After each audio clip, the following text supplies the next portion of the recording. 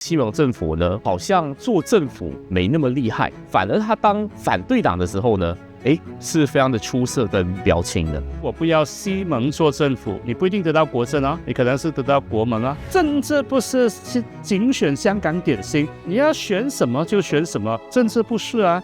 政治你选一样，就可能他就连带送你一样。西蒙和国政的想法就是我要饿死反对党，但是你饿得死了。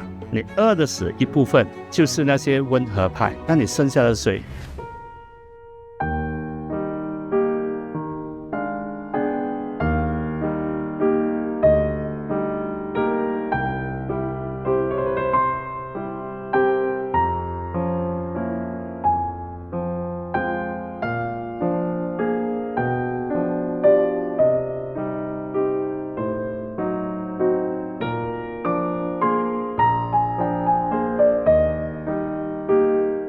中的希望第3节，我们继续请到金华博士来跟我们谈谈一些进屋选民当中的困惑啊。其实在这段期间当中，我常听到有一个人这么讲，我自己也颇有共鸣的，就是我们支持的这个西蒙政府呢，他好像做政府没那么厉害，就是安华常常会失言啊，很像跟这个深层政府没有办法打好关系，反而他当反对党的时候呢，是非常的出色跟这个标青的。对于这样的一个状况哦，像是我自己会很深的感觉到，在拉菲兹比较这个出走以前呢，我们是没有真正意义上的反对党，所以有一些可能安华做的政策或是一些保守化的议程是没有人帮我发声的，所以就会有一种念头是不是说国政做政府，国盟我不确定啊，那国政做政府，然后西蒙去做以前那个反对党，这个国家反而可以因为这样子的一个配合跟默契前进得更好。我发现说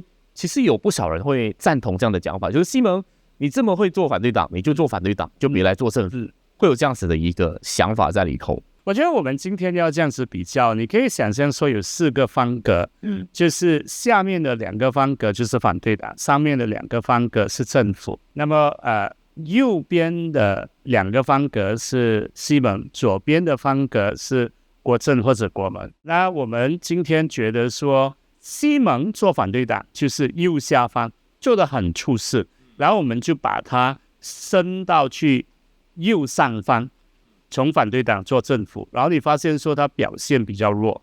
那今天这样想的时候，我们要去问，那么西蒙做反对党强，肯定是因为它比国政国盟做反对党，就是左下方的那个强，那个我们完全清楚。像你刚才说把 VC 出来，我才想起来说好像终于又有反对党了。但是左上方就是国政做政府，或者下一次可能是国盟做政府，比起西蒙会怎么样？我要问这个问题上是说，你可能想说我不要西蒙做政府，你不一定得到国政啊，你可能是得到国盟啊，这个不一定你能够控制的。但是比较有趣的东西上是，我们要问一下，西蒙跟国政做政府的时候是不是一样出色？一个简单的方法是，你可以比较联邦政府，我们可以比较安华做首相跟之前国政做首相 Ismail Najib， 国盟做首相慕尤丁，他们的表现如何？那这个情况上是不是更好？或者如果说你说联邦很难比较，那如果我们去拿州呢？雪州在西蒙做政府之前是国政做政府的，那他们的表现怎么样？就过去国政的时候有没有给你免费的这个公车巴士？那当然，如果我们今天考虑，我们同时不能够忘记国盟。国盟比较的话，如果说我们拿槟城接壤的2个州，北边的吉打，南边的霹雳，这2个州都是半农半工业的。那这2个州的表现如何？霹雳州当然不是西蒙单独执政，他的州务大臣是巫统，但是西蒙是州政府的最大股东，所以你要看这些情况下，我们才能够比较。我觉得我不确定西蒙做政府是不是比国政差，至少如果你是要比国政差，有一点我相当确定的就是，我们今天知道西蒙之下还有很多上层的贪污，比如说那个企业黑手党没有解决，沙巴州的这个贪污案，我们的反贪污委员会跟检察总长并没有全力以赴去追究。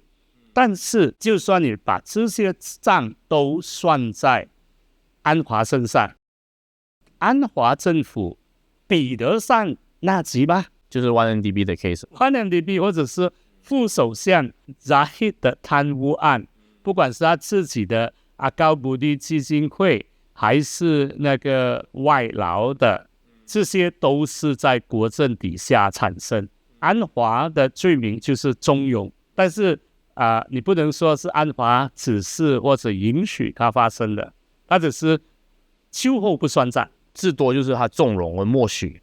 对，但是事后放纵，它不是事前默许，那个账是要算给纳吉的。我觉得很多人会觉得国政做的比西蒙好，其中一个面向是国政很像比较懂得这个机制怎么运作，所以就不会出现那种可能安华或是一些部长讲一套，然后底层的那些势力做另一套，有小拿破仑啊，然后又有所谓的深层政府，就深层政府这个议题你不会在国政时期听到，但这个东西就在施政上更顺利的那个障碍。这个很有趣。首先我们要先谈深层政府，深层政府不一定就是一个完全单一的集团，它里面可能有很多山头，有一些是有特定集团的，比如说州属，还是特定阶层，有一些特定意识形态，但是很多可能是完全个人的山头。所以我们谈的是一群人。那么为什么过去不会出现？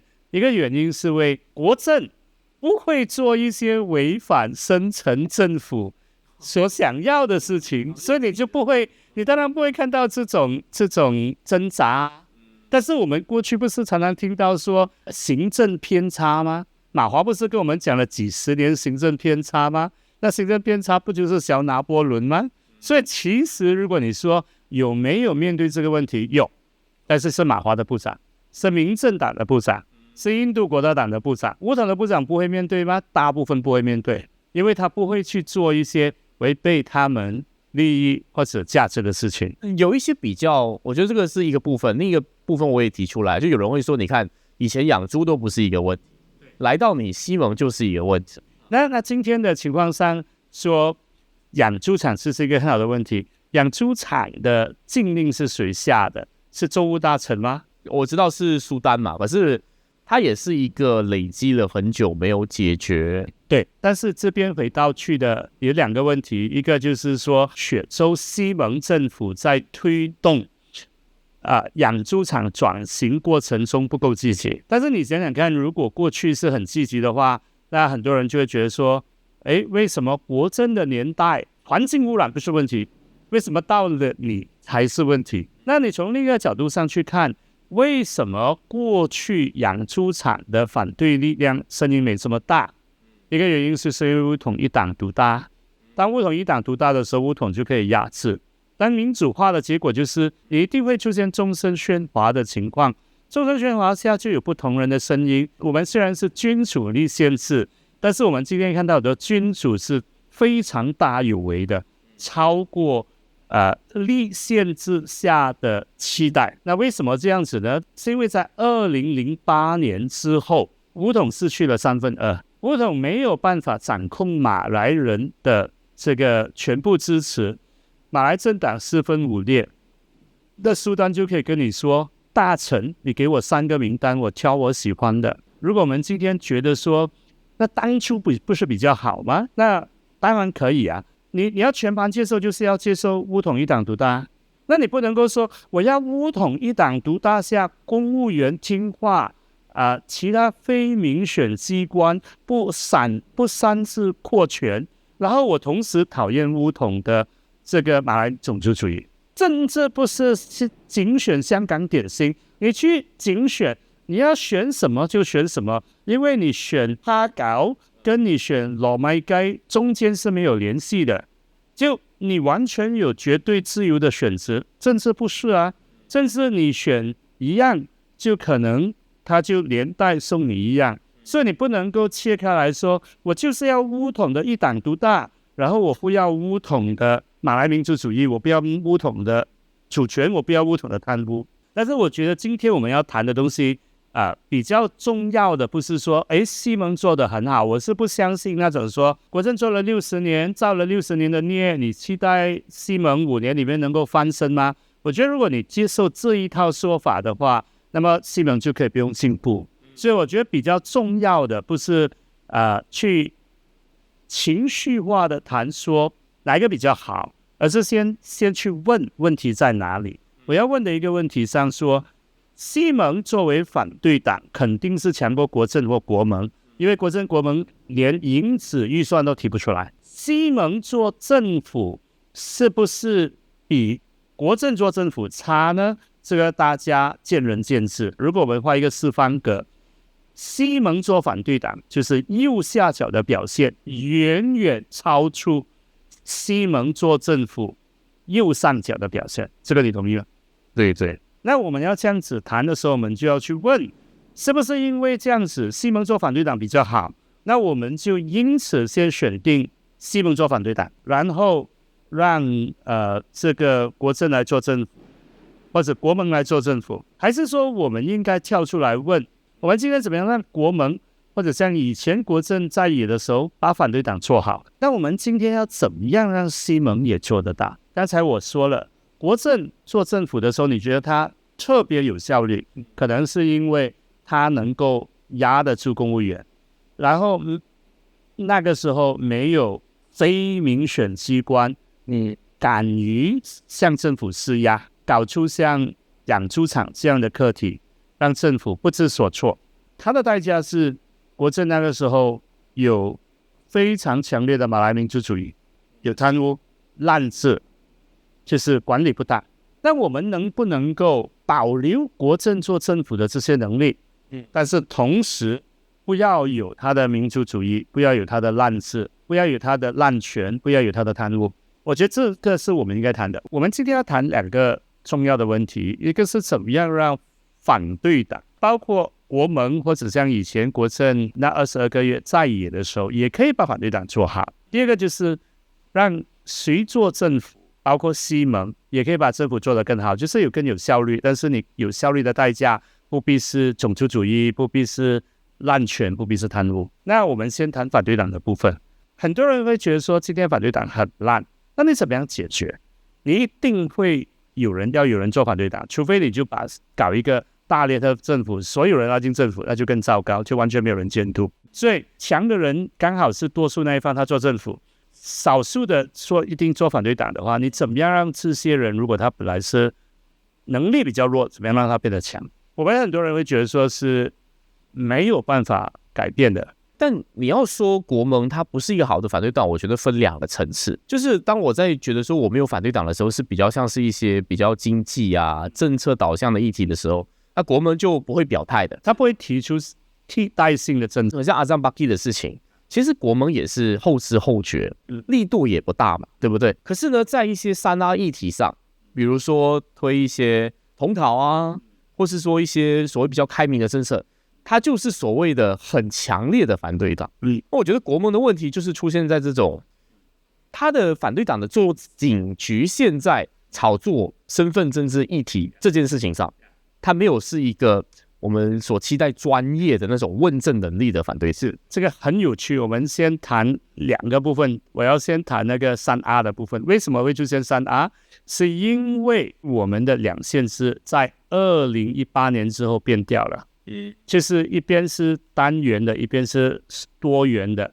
单元的阵营是不会往中间竞争的，因为他觉得我往中间走，我也没有那个公信力，我就是冒牌货，就是我努力也拿不到你的分，为什么要这样子做？那我不如做真材实料的宗教种族右派，他的选民当然就喜欢这样的定位，痛快淋漓。所以我们要解决这个问题，你要从制度面解决，然后我们不要想象说如果国政上去就会解决问题。你不要忘记，国政其实是上民政府的一部分。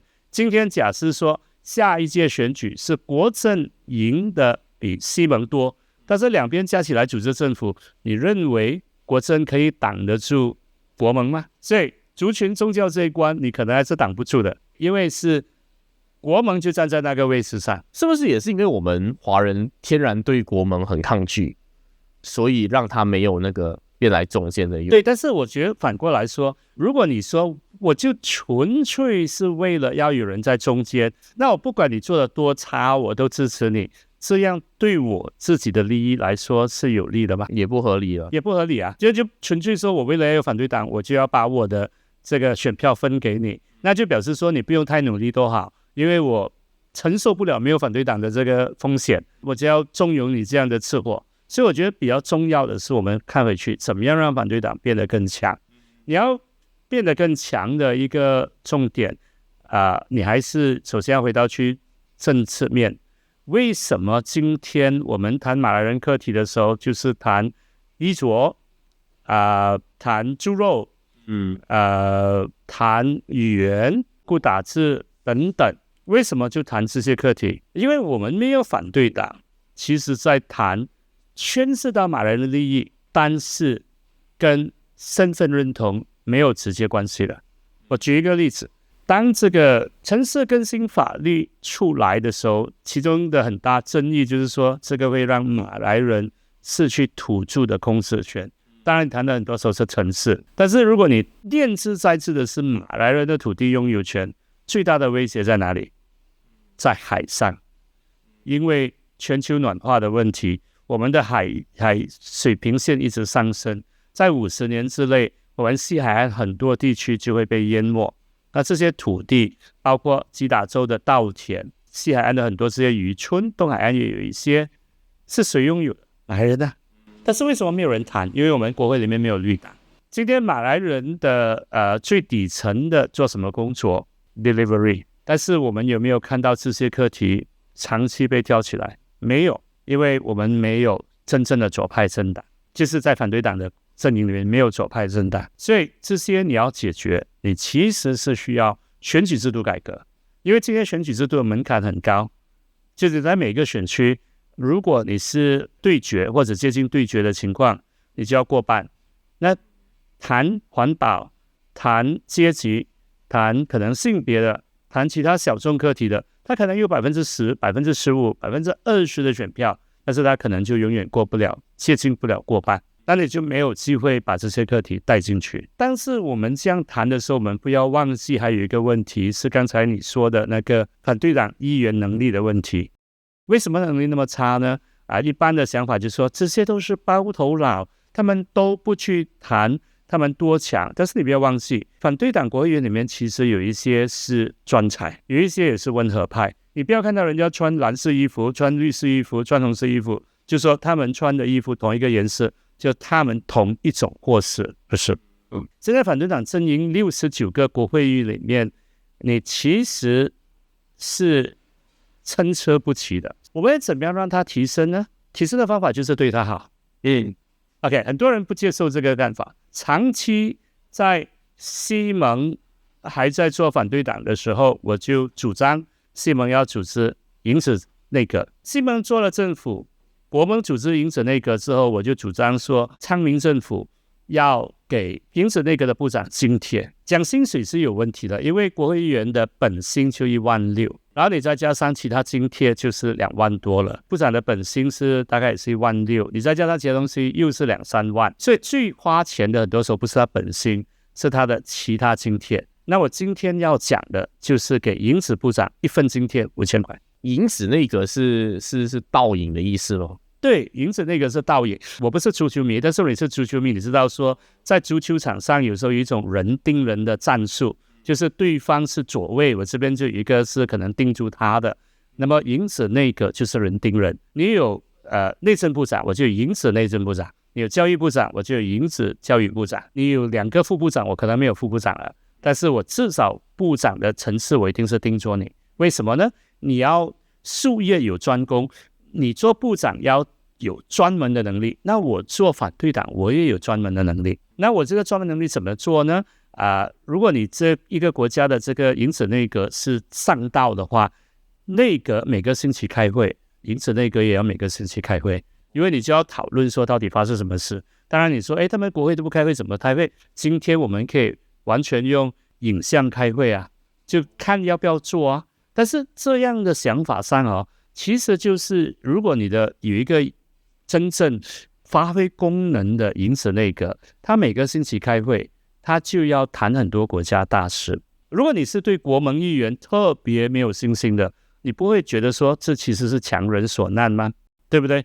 因为你去挑空中小姐的衣服是很容易的，不用做功课，我只要闪情就好了，对不对？挑养猪场的问题很容易，挑印度庙的问题很容易，但是你真正要治国的时候，你千丝万缕，你要怎么做，你就不可能这样子。所以为什么是我们要去承认，要政府承认银子内阁，要给银子部长津贴，5000块不是很多啊？有点像设立反对党领袖，反对党领袖也是执行的嘛。对，国会反对党领袖其实就是银子首相，但是他没有整个银子内阁。我们今天要做的东西就是让他有银子内阁，然后给他钱。所以很多人就觉得说，为什么你这样子做？他根本不值得给这个钱。对，他会觉得他拿钱，他可能还是回到他的本色，就是去投入在沙拿议题去。所以这个是一个很重要的点。我跟很多马来西亚朋友有很不同的想法。我们这边的想法是觉得说，我们是没有能力改变政治人物行为的。我觉得错。如果你觉得没有改变，是因为你从来没有去想过，可能是因为你没有想过如何让它改变。我们常常想说，如果我们给国盟部长钱，他不做工，这个钱是白花的，绝对不会白花。为什么呢？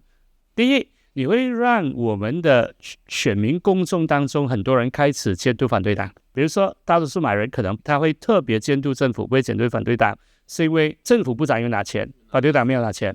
没有拿钱我们就不会妒忌，有打钱我们就会开始管了。凭什么你拿钱？你拿5000块钱其实不是很多，但是就很多人管的结果就是反对党的国会议员就有压力。有一些人就可能会觉得说，我才不要做这个拿你5000块来给每个人监督，但是里面比较聪明的人就会要想上去，因为是一个有表现的机会。然后一旦你确认变成说，我们不只针对部长，我们也针对银子部长的时候，你其实就促进政党之间的良性竞争，不在于他要不要做，而在于除非他不拿钱，他一拿钱，压力就到了。因为我就会看这个议题，我的执政党的部长怎么想，跟反对党的部长。对，所以你就不会只变成说我挑政府的麻烦，我也挑反对党的麻烦。挑反对的麻烦就是帮反对党成长。然后你一天的时间是有限的，比如说我被安排到的职位是交通部，那我就可能没有时间只是每天看空中小姐，因为有其他课题，罗里的事情会到我面前来，这个机场的事情会到我面前来，我就要花时间去做啊。一天时间这样有限的时候，其他课题就会被挤掉了。但是你都没有怎么给我要求，我当然就算我不是管交通的，我要去特别去管空中小姐啊，因为不用本钱啊。明白。所以有一个想法上，那种说我们不要花这5000块，其实你5000块，你如果说银子那个我们有30个就好，一个月才15万啊。那15万的钱能够花得了多少？但是你换来的结果就很不一样。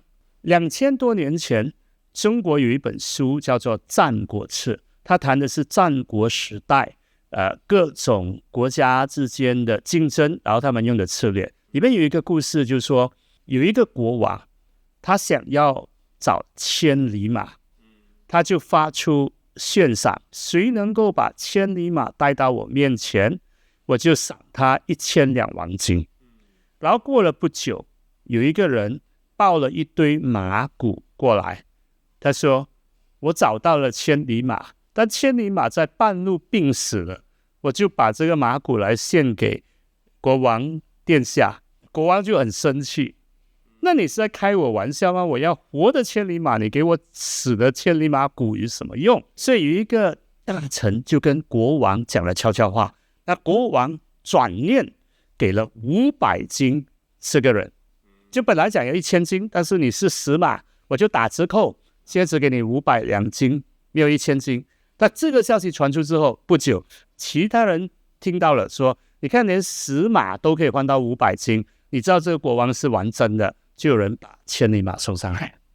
所以我们不用去问今天反对党数字如何，你花得起钱就有人要抢那个位置，他们内部就有竞争，就有人会去抢，因为他觉得说做政府是真的，那做政府是真的，我就会戏假情真，那就弄假成真，我就把自己当成部长来看，我就会有部长，慢慢有部长的款。那你这样的情况下换政府，你也不用怕。你不要以为说我今天换政府就可以让国政做政府，很可能是国盟做政府，所以你今天不肯投资在国盟反对党议员身上，到头来可能你就因小失大，像是教育的 expenses 这样。对，这个是训练的开支，这种智商税我们不花在他身上，日后可能就是我们倒霉。黑暗中的希望，请来黄敬发博士呢，就是希望他给大家分享一些公民的观念工具，让大家成为更好的公民。在黄敬发博士的言论当中呢，希望大家成为这个国家的老板，而不是楼参。那既然各位都是老板了，要不要投资一下民主事业呢？为此呢，其实黄敬发博士跟这个 Project Armor 联同推出了一个 AI 驱动的监督工具。说的是什么呢？就是自2018年以来啊，我们的政府其实提供了很多政治人物跟贪官，这些人的这个 latest update 是怎么样了呢？是被 DNA 了吗？还是被 DAA 了呢？大家可以透过这个平台去查阅跟监督，确保我们的政府不会因为利益交换的关系呢放过这些贪官。所以还等什么呢？赶紧扫码这个二维码呢，买一块砖头，一起来建设民主社会。其实银子内阁是一回事，跟银子内阁相关的就是国会有很多委员会，国会的委员会就是如果你不是政府的部长，就是你是政府的后座议员，你是反对党的议员，你都可以在委员会里面。我们的委员会呢是没有被充分利用的，我们有30个部门，只有10个委员会，所以我们有一个委员会，它是负责基本建设、交通和通讯，它管的交通部、通讯部、数码部，还有公共工程部、区域与乡区发展部。哇，好多。然后你就想，9个国会议员有可能管完吗？没有管完的话，就表示说他们不能监督政府做什么。更重要的是，你将来的部长他们要受什么训练？所以回到去一个问题，刚才我们不是说西蒙上台的时候，为什么他新手上任，所有东西都搞不好？一个原因是因为我们过去没有训练，那你今天就要训练啊！不管他是政府后座议员，是反对党议员，你就要训练。但是国会议员会跟你讲，我在乡下，我就是去派钱，我去握手，我去抱小婴孩，去吻小婴孩，我会拿到票。我在国会做事情会拿到票吗？不会啊，因为很多人不会看到你做什么东西啊，就是你的努力不会被看到，媒体不会被报道，所以很多这些议会、这些委员会的成员、议员是不活跃的，他就做了白做，确定是谁？对，我们都不一定知道是谁，我们可能知道最多的就是那个公共账目委员会，因为他们会爆料。但是除了这个，很多时候你不会知道。如果你关心人权，你可能知道说人权、选举和体制改革委员会的主席叫做William Leong， 然后你可能知道妇女委员会的主席是杨美云，但是其他你都不知道。那为什么？因为这些议会、这些委员会其实没有得到足够的支持，做主席的也不会得到额外的津贴，副主席不会额外津贴，你就只有一个国会派来的这个小秘书帮你做记录，所以你不会有效果啊，媒体不会报道。所以我们谈为什么政府做不到事情，包括你要想是未来的政府，包括可能国盟做的那个政府，你有没有准备投资下去？你今天不投资，然后大选后换了政府，你再来埋怨说为什么政府这样差，或者能讲说但我们自作自受啊。我觉得很多人的想法，包括可能我们执政党多少有点想法，就是当我在权力的时候，我就是要饿死反对党。对，我连国会拨款都不给你，更罔论这个银子内阁。所以你说的非常好，自作自受的不只是说今天反对给银子部长津贴，给这些委员会主席、副主席津贴和更多资源的选民，还包括西蒙本身。西蒙和国政的想法就是我要饿死反对党，但是你饿的死吗？你饿的死一部分就是那些温和派，比如说土团党有6个人跳过去西蒙，这些人是什么？这些人是激进的吗？不是，这些人是最温和的，或者说最机会主义的，最务实、最强上草的。所以你一饿的时候，这些人会跳。那你剩下的谁？剩下就是强硬派，那种原则讲道德的，靠精神支撑的，讲这些强硬派就会跟你谈3R，我就饿不死啊！恰恰因为我饿不死，因为我有原则，我有气节。但你可以觉得，其实选民就是这个会有这个普遍心态，就是会推崇一些所谓有原则的领袖，然后会很鄙夷那一些。是啊，所以你要想说，为什么有3R，是因为跟你讲说有他3R的选民，但是为什么国盟的议员不会进化，不会evolve，是因为你没有给他诱因啊。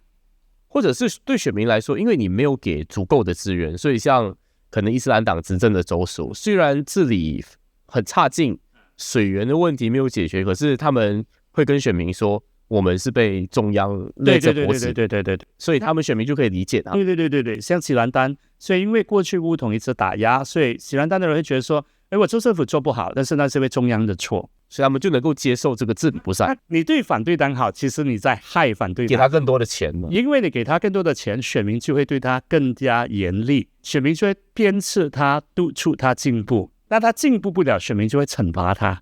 但是如果你觉得说我在反对党，你其实是在帮反对党。天欲将大人于斯人死，必须劳其筋骨，苦其心志。所以你是用孟子那一套在爱反对党。那反对党就容易上台啦，因为你让他造就他成为英雄。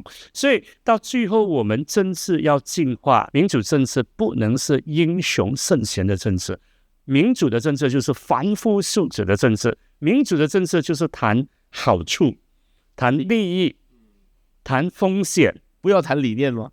有，但是理念都在这些后面啊。理念不是空中楼阁，你要检验原则，就是检验现实国家的治理。因为如果你抽象的谈原则，那大家就在比谁比较高，谁能够诚意更高而已，那就没有意思。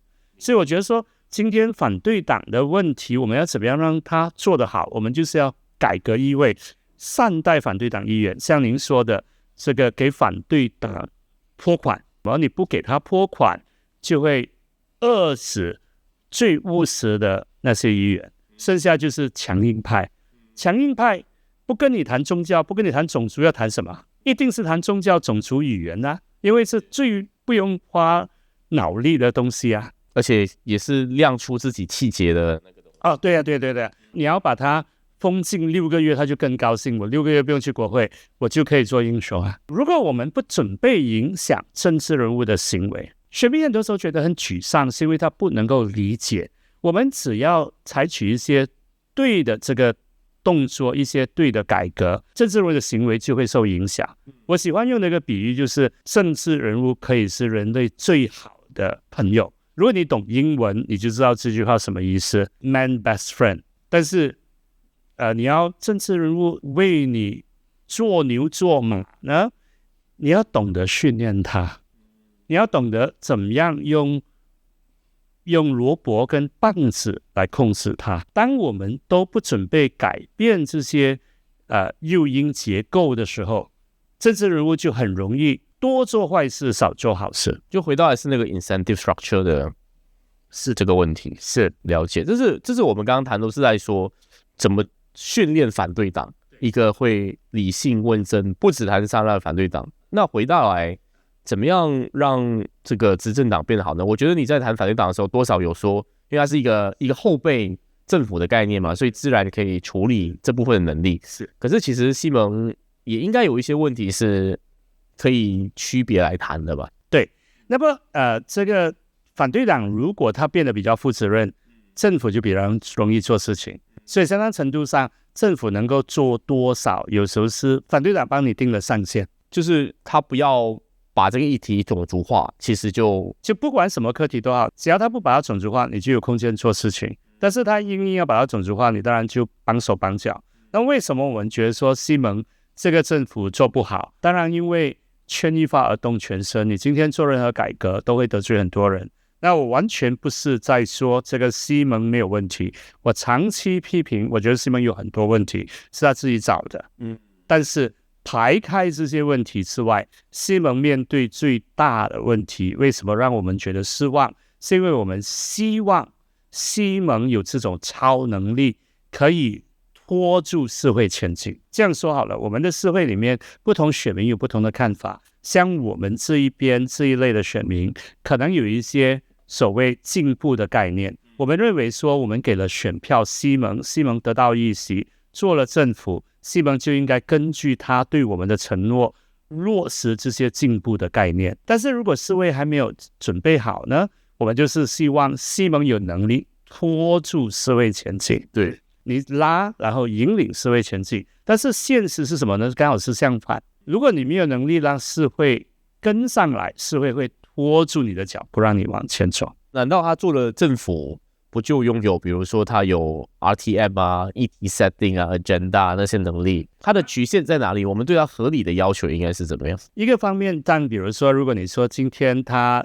怎么样能够控制这些传媒，那如果今天我们活在80年代，西蒙可能能够做的东西就比较多，因为那个年代你刚刚只有 TV3， 今天你不只是有各种网媒，你还有各种自媒体，所以你其实没有办法像过去那么容易控制。如果我今天都是在骂西蒙，我可以想象点击率可能10倍于现在，但是你要谈问题的时候，大家就觉得这么闷，我就是要发泄我那个闷气，我不需要你告诉我问题在哪里，为什么要告诉我症结，告诉我谁是坏人就好。所以我觉得一方面是时代进步了，所以你不容易控制，除非你今天是变成一党制国家，如果一直有人在审查你的言论，那你才有可能控制的说滴水不漏。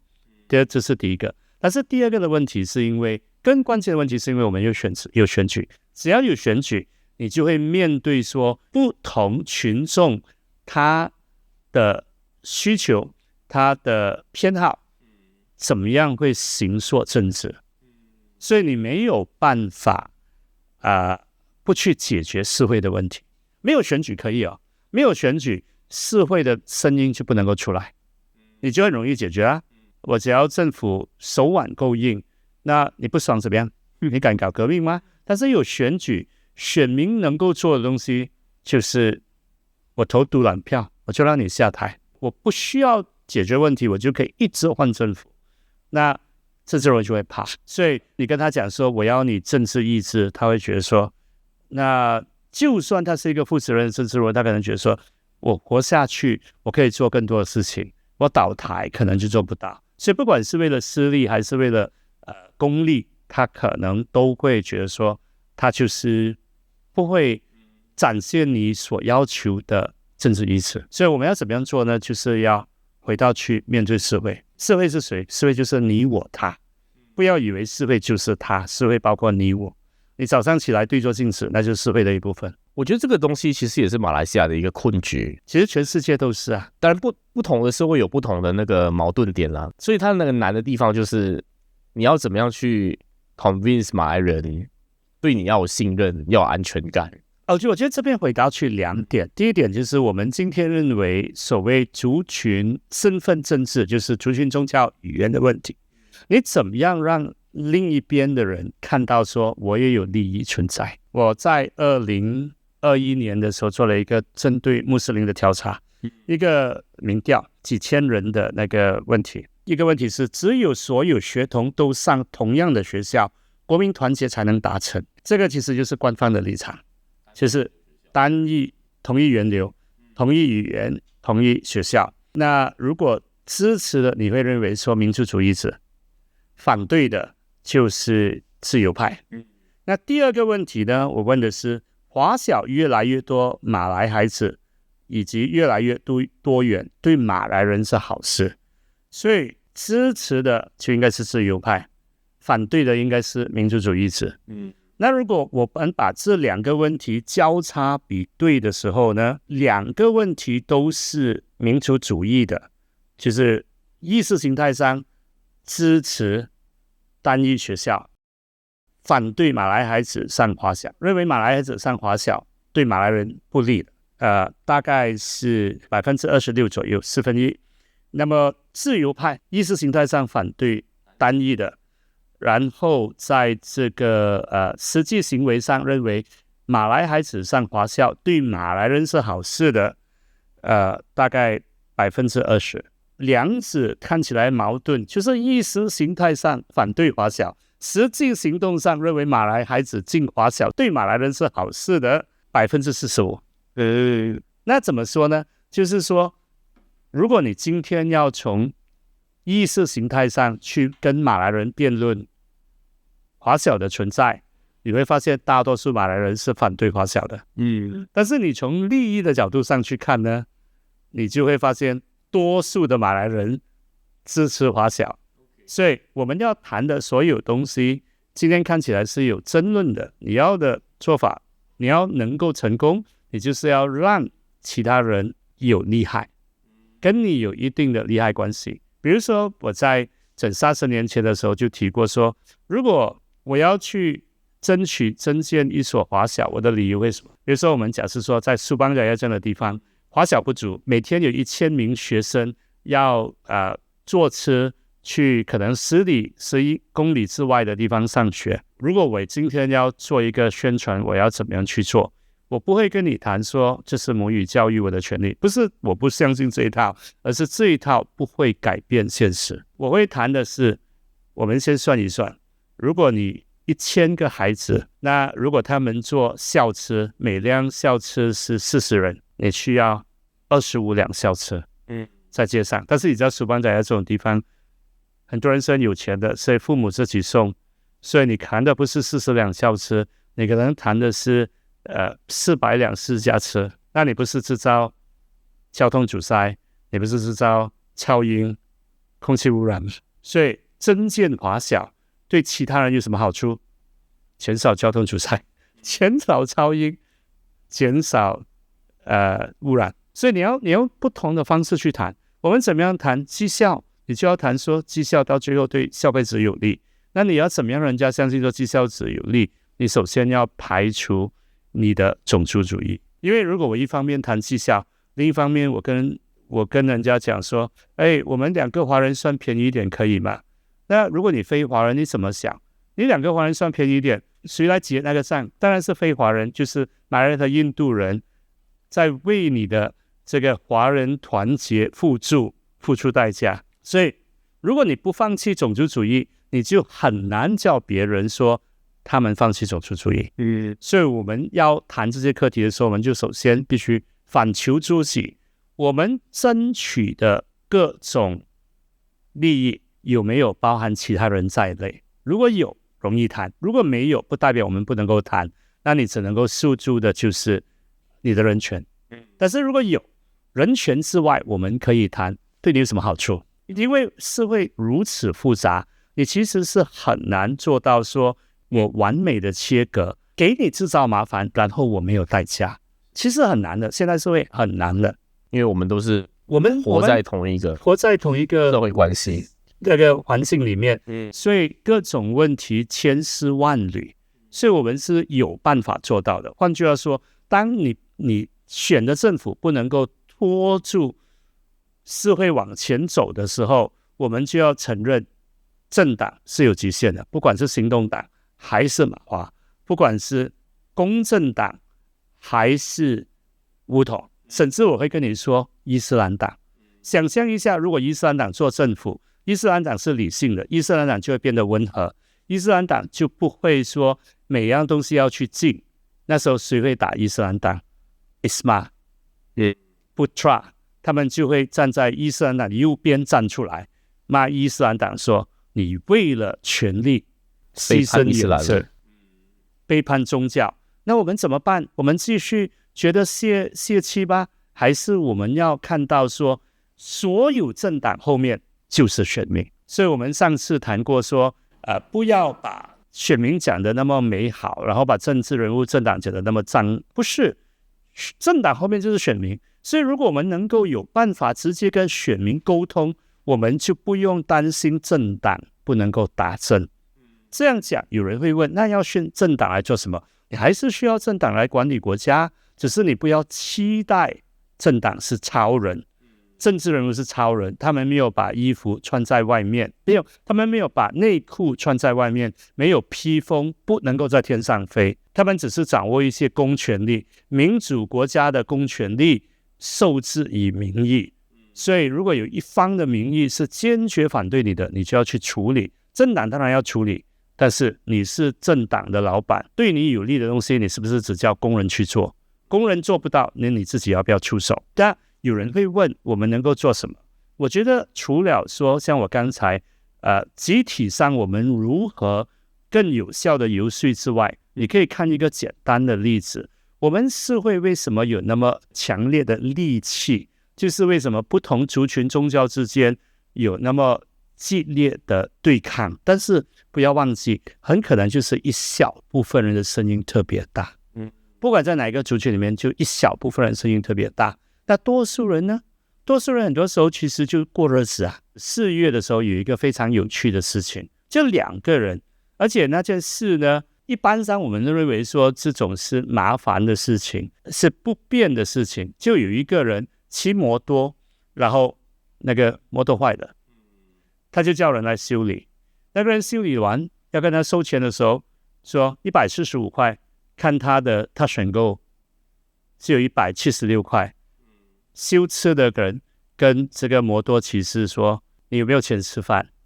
摩托骑士说：“有，我就要给你钱。”他说：“不要，这个钱留着你自己用。”当然，你都可能知道这个故事。摩托骑士叫 Tequila， 是单亲爸爸，修理摩托的是一个马来人阿邦米亚伊当。然后这样一个感人的故事就传到处去，很多人捐钱给 Tequila。Tequila 就拿他收到的3000块交回给这个阿邦，说你这3000块让你去帮助其他人，就是你当初说你为了行善不要收我的钱，那这3000块我也不要，我知道你也不会用在自己身上，你拿住就好，你就可以帮助更多的人。但是那个阿邦米亚伊达姆就说 Tequila 你是单亲爸爸，你更需要这个钱，就把3000块给回他。那这故事告诉我们什么？就是random act of kindness 可以有很大的这个效应，